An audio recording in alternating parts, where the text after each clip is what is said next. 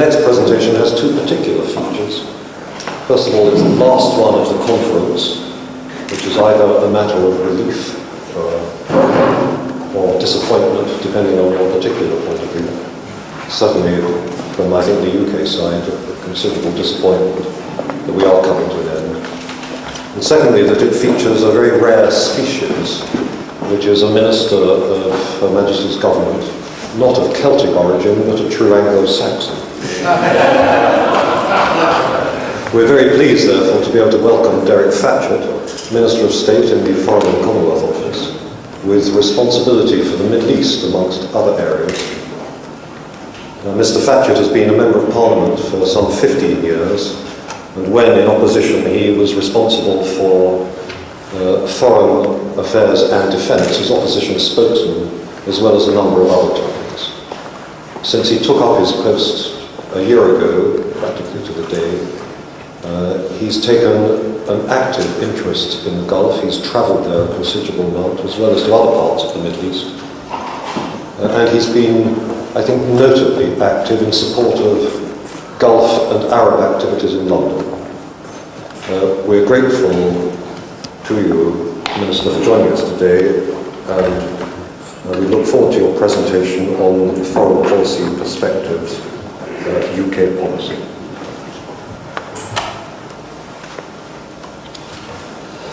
Well, thank you, Geoffrey, and thank you for those kind words of welcome.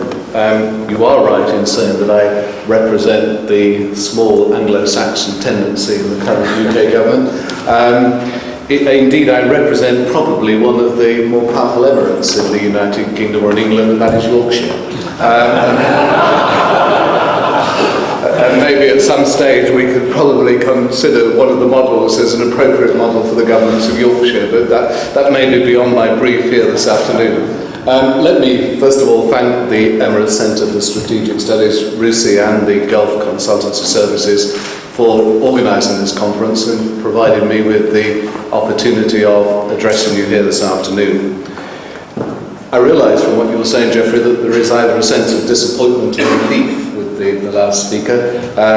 My task, I guess, is not easy in that context, because I realise I follow a great many people with a great deal of professional expertise. There's always a great difficulty for the politicians, is that we're assumed to have expertise. The only problem is that in practice people find out that is different. But I will do my best either to provide the sense of relief or satisfaction at the end of the conference. I was asked to talk about Gulf security from a foreign policy perspective, and to answer the question as to why the United Kingdom politically is interested in UK security. You very kindly, Geoffrey, talked about my roles in opposition, which seem to go on for an eternity, and without wishing to make any internal UK party political point, because this one has been made enough and I realise sensitivities and will not make it. It is an anniversary tomorrow, in the sense it's a year since the new government came into office, and I was able to be transformed from a shadow to a substance, and that was a pleasant experience in that process. I don't want to talk about that year. I suspect there has been more than the fair share of coverage of the first year, but I just want to relate that, if I can, to the Gulf and the Labour Party and the Labour government to the Gulf. We were criticised in advance as a party in opposition for not spending enough time in the Gulf. We felt that it was appropriate to wait until we had the opportunity of forming a government. That's not to say that we did not take an interest in the affairs of the region, but it was difficult for us to pretend that we were the government. We were an opposition party.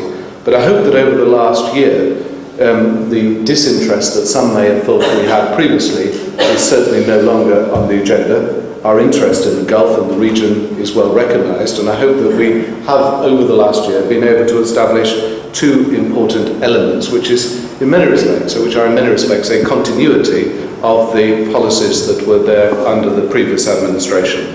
First of all, our commitment to the security of the Gulf is as strong as ever, and we wish to maintain that role. It is a number one priority role for us in terms of our policy towards the region. And let me just say to you, and I'm sure George Robertson said this morning, that our strategic defence review has been driven by our foreign policy considerations and not vice versa, and hopefully this will reflect itself in the conclusions, and I'm sure that some of the fears that may have existed within the Gulf region will be satisfied on that basis. So I hope that we've been able to show that we have a continuing strong commitment to the security of the Gulf. Secondly, I hope that we have over the last year been able to show, if we did not before, that we recognise our friends, understand our friends in the region, and have been able to develop close and effective personal relationships with those. There have been a number of major events, I think, Geoffrey, which have enabled the government to establish that relationship.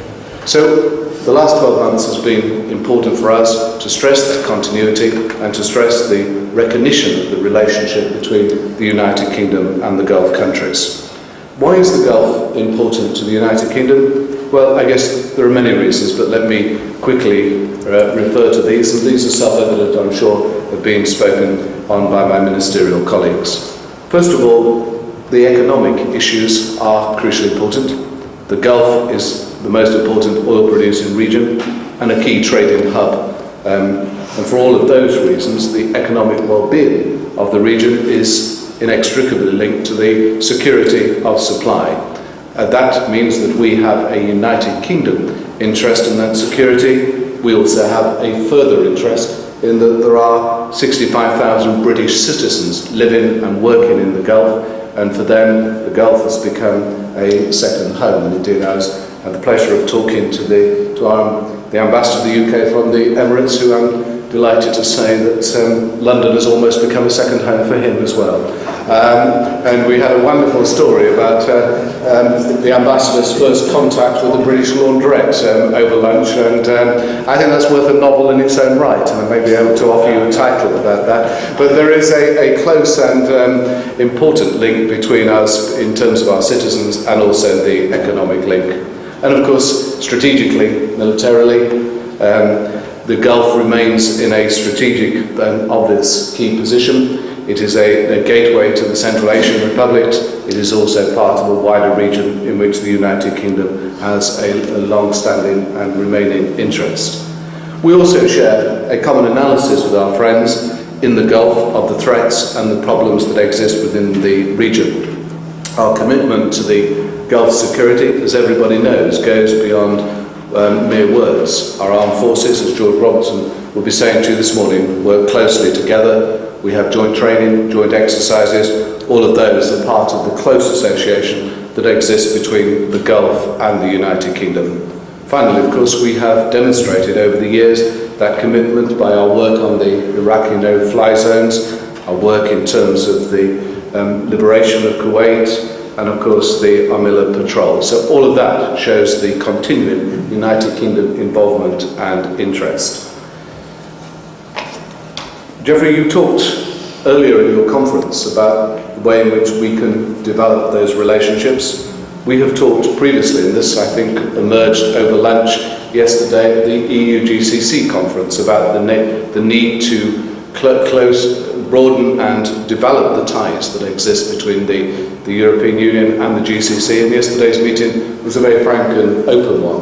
One of those areas that I think will be discussed in the future and explored to greater extent is the relationship on the security issues and the cooperative nature of the security response by the GCC and the GCC working collectively. Now, that wasn't an issue that was explored in detail yesterday. I know it's an issue that you have started to explore and had quite an interesting discussion here at the conference this morning. I think it's an area in which we clearly have a continuing interest and watch the developments in the way in which the GCC works together in terms of the provision of collective security.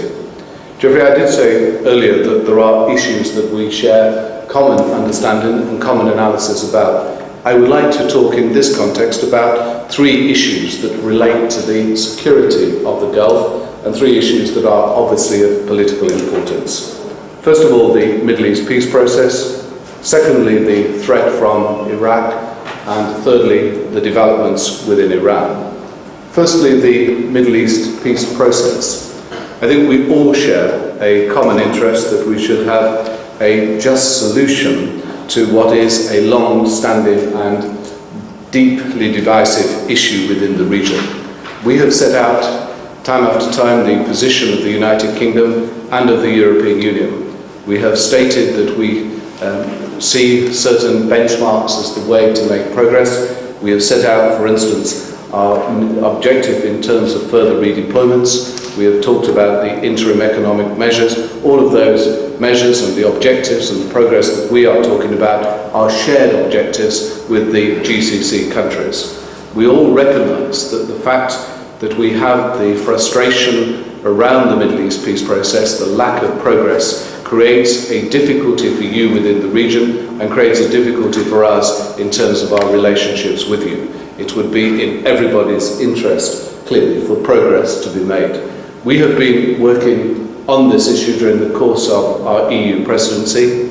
I hope that we have made some progress. We feel that we have been able to break, to a certain extent, the logjam that existed in the peace process. We have succeeded in bringing the parties to London for further discussions next week.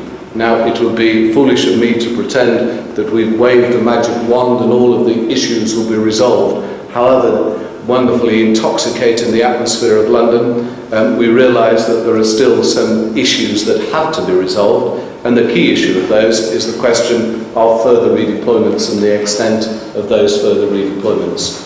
We hope that by bringing the parties together, creating the opportunity for the parties to meet on a face-to-face basis, we will give the chance and create the opportunity for progress to be made.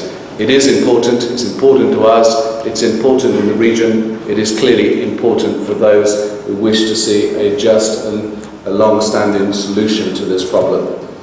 Geoffrey, we have hoped that during the last 6 months as well, that during our presidency, we've been able to advance the role of Europe in terms of the Middle East peace process. Before we assumed the presidency, we were told time and again that Europe could take a major initiative on the Middle East peace process. I was never wholly convinced by that seductive language, because I think much of the nature of the seductive language was to say we are in despair about the United States' own involvement in the Middle East peace process, and we would like you really not to take over from the United States, but gently to give the United States a kick in the right direction.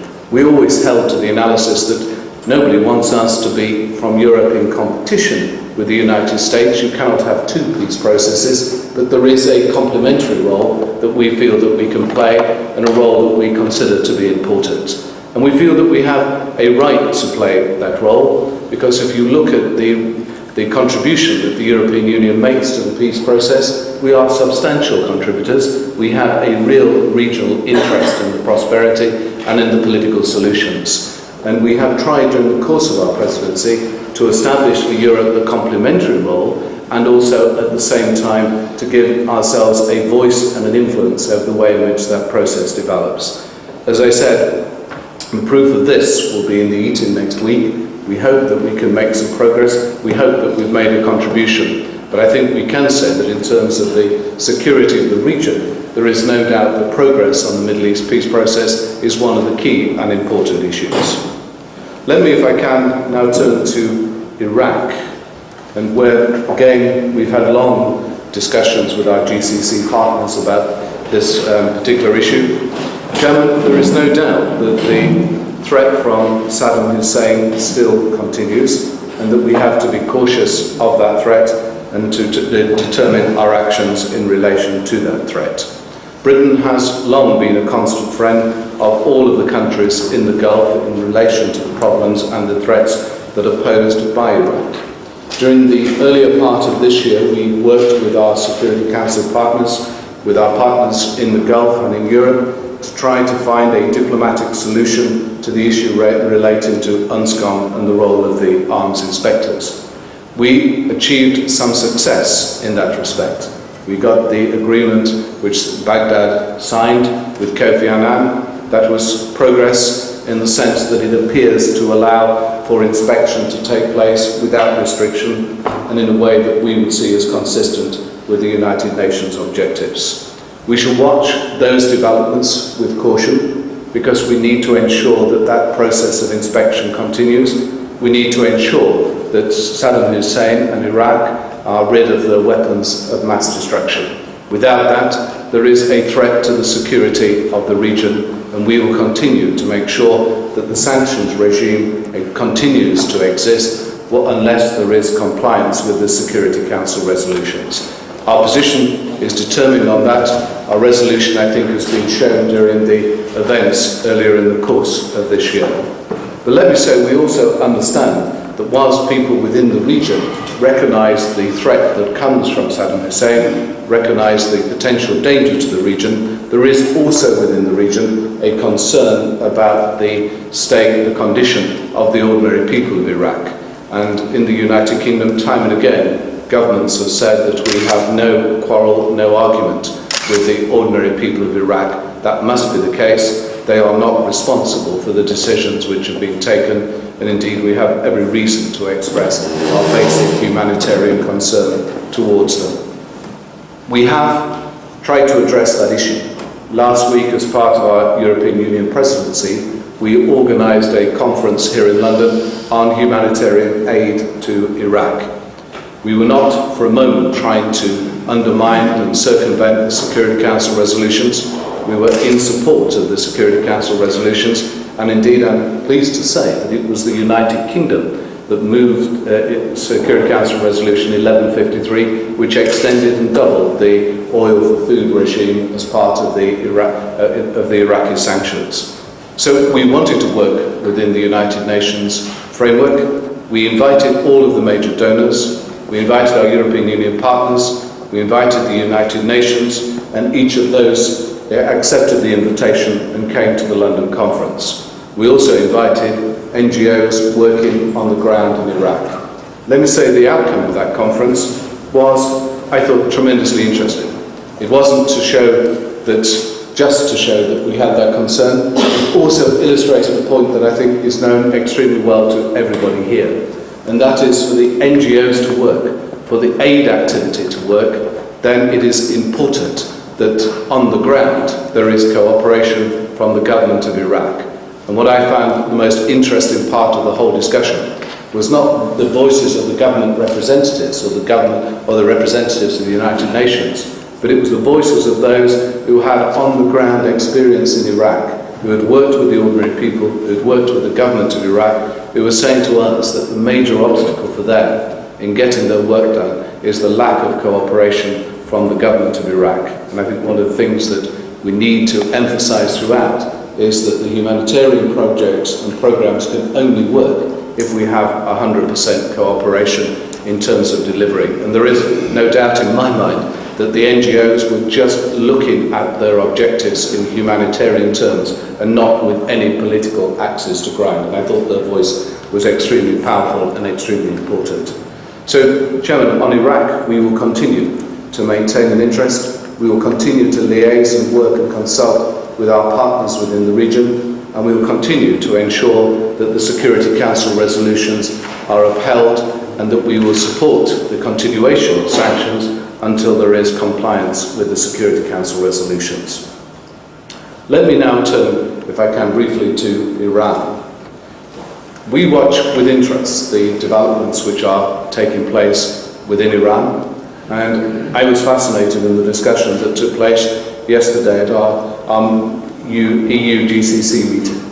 I think there was a recognition that whilst difficulties still exist, and those difficulties were spelt out during the course of the discussions yesterday, that there are cautious signs of progress taking place within Iran, that there is a new openness, a new possibility, and there are examples of that in terms of Iran's relationship with other countries within the region. Europe has also taken that into account, and during, again, the course of our own presidency, we have changed the European Union's common position towards Iran. And that is a sign of cautiously opening up the extent of the dialogue between the European Union and Iran. There are still issues of concern, and you know those issues of concern about Iran's involvement in terrorism, its involvement in weapons of mass destruction programs, and our own particular concern in the United Kingdom about the fatwa against Salman Rushdie. Those concerns still continue, but the fact is that we are encouraged by the signs of progress and development that are taking place in Iran. If that is the case, it does potentially open up another chapter and makes quite a constructive contribution towards the security of the region. There are issues that have to be decided, issues that are internal to the region, such as the islands issue and the problems that poses for the Emirates. But nevertheless, we welcome these developments, and I can assure you, Chairman, that from Europe we will continue to look at the way in which Iran moves, develops and progresses, and hopefully this will enable us to build a more constructive and open dialogue with Iran. Europe is willing to be a cautious but more open partner in terms of that dialogue. Let me say, if I can, very finally, some concluding remarks on issues that are important. I think in terms of the diplomats' dialogue, these are diplomats' language, these are called the elements of political dialogue. I was always intrigued before I arrived at the Foreign Office exactly what was meant by this, but I now understand it's the sort of issues you don't discuss in front of the children, and it's the sort of issues that may cause some embarrassment between the two parties. Let me just pick on or talk of the two issues that I think are of concern here. First of all, and this was expressed to us yesterday, the notion that terrorism has a base in London and that is directed towards countries within the Gulf. I hope that during the last 12 months, and indeed before under the previous government, we have worked hard to persuade you that we have no interest whatsoever in seeing London being used as a base to sponsor, support and give a home to terrorism. Indeed, I often find it strange that this criticism could be made of the United Kingdom, given that we have experienced so many years of terrorism from the IRA and other organisations. We know about terrorism, we've suffered from it, and we are in many respects the last country in the world to want to give a home and support to any form of terrorism.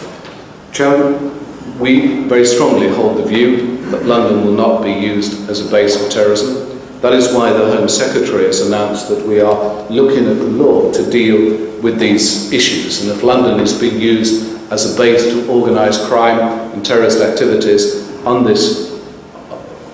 this way, then we will clearly try to take the legal and legislative powers to enable us to deal with that. Let me say to you that we recognise the problems. I hope also you recognise our own difficulties, and those difficulties in this respect are twofold. First of all, we have a long-standing tradition, which you all understand and support, that we will provide a home for those who are genuine political asylum seekers. That is part of our international obligation, it's part of UK tradition, and it's one we seek to continue. Secondly, changing the law in the United Kingdom is not an easy process, and it's not one that we can do easily without recognising some of the technical difficulties that are involved. But within that context, let me say to you that we are keen to ensure that there is no suggestion, no evidence to prove in any way that London can, or indeed the United Kingdom, can be used as a home for terrorism against not just Gulf states, but any other states throughout the world.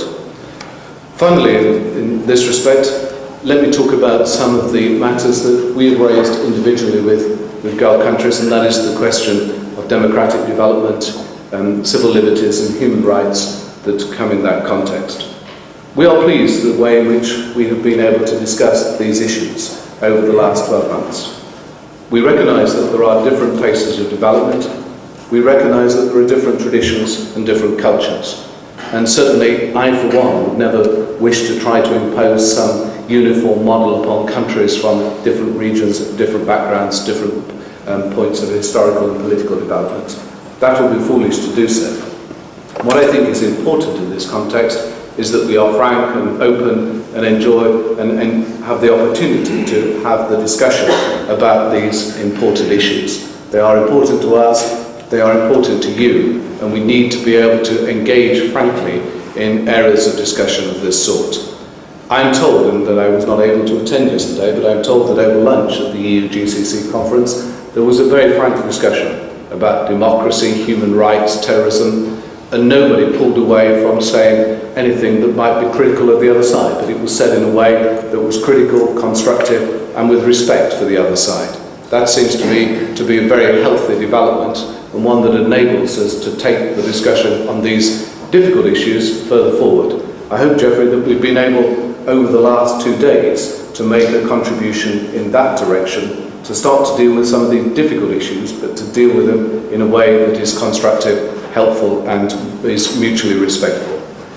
Chairman, let me conclude by saying that over the last 12 months and before, the United Kingdom has shown a continuing interest in the Gulf. We have interests that are economic, that are security-based. We have an interest that is based upon friendship and long-standing relationships. It may well be that the most important of all of those interests, the most important driving force in policy terms, is the fact that we know each other, we understand each other, we can work together, and that creates the basis for friendships between countries and between peoples. I think we have a good base there, and maybe the best base, not a military base, but the best base in terms of creating security for the region, and the role that Europe and the United Kingdom can play in that respect is that we do understand each other, we do have that friendship, and that we do have a history and a future that will go together. I am confident that the relationship between the United Kingdom and the Gulf will continue to flourish, that we will continue to work together, and that, I think, is something that we look forward to in the future. Thanks very much.